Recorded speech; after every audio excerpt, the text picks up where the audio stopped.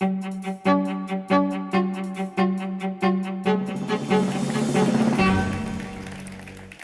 right, thank you. It's such a pleasure to be here today where the spirit of Einstein is clearly very much alive and well.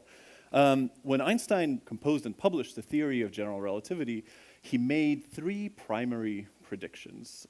If we go in anti-chronological order, the third of them, namely the existence of gravitational waves and black holes, was only confirmed last year by the LIGO collaboration.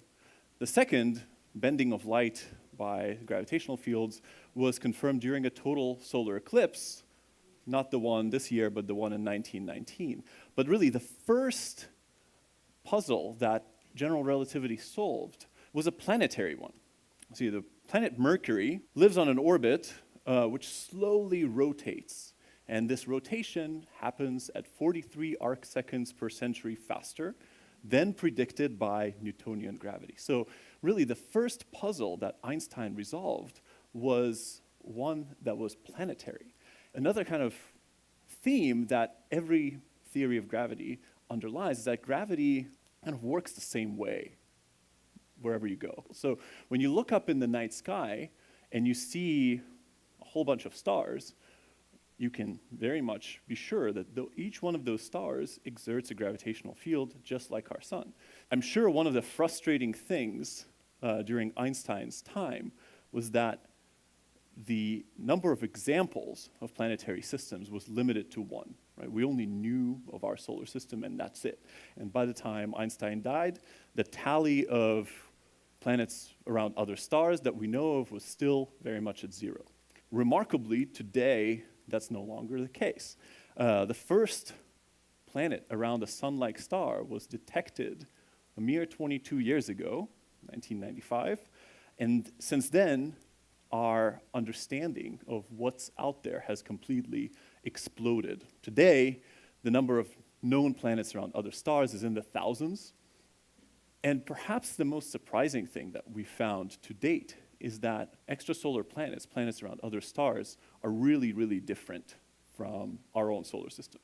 Most of the objects we know of, most of these planets, are not like the Earth, they're not like Jupiter, they're something in between. Right? So the most common type of planet is an object that has a mass a few times greater than that of the Earth, but not as big as the ice giants of our solar system. We have no idea what these objects are like.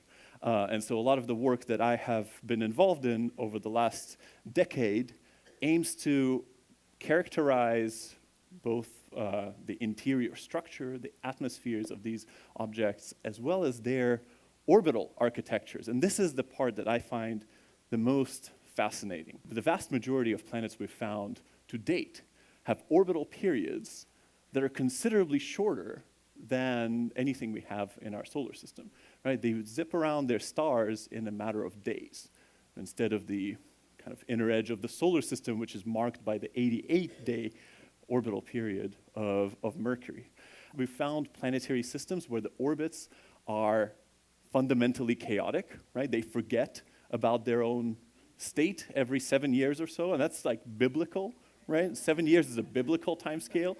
So it's remarkable. It's this huge contrast to the seemingly immutable architecture of our own solar system.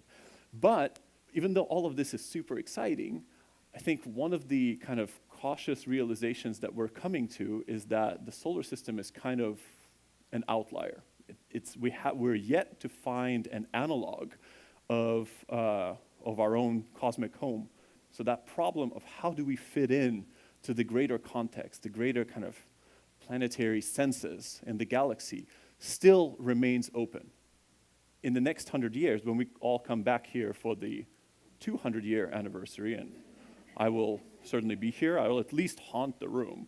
I think that for the first time in humanity's history, in 100 years, we will know exactly where the solar system fits in the distribution of the galactic planetary senses, and we will finally have greater cosmic context for our home.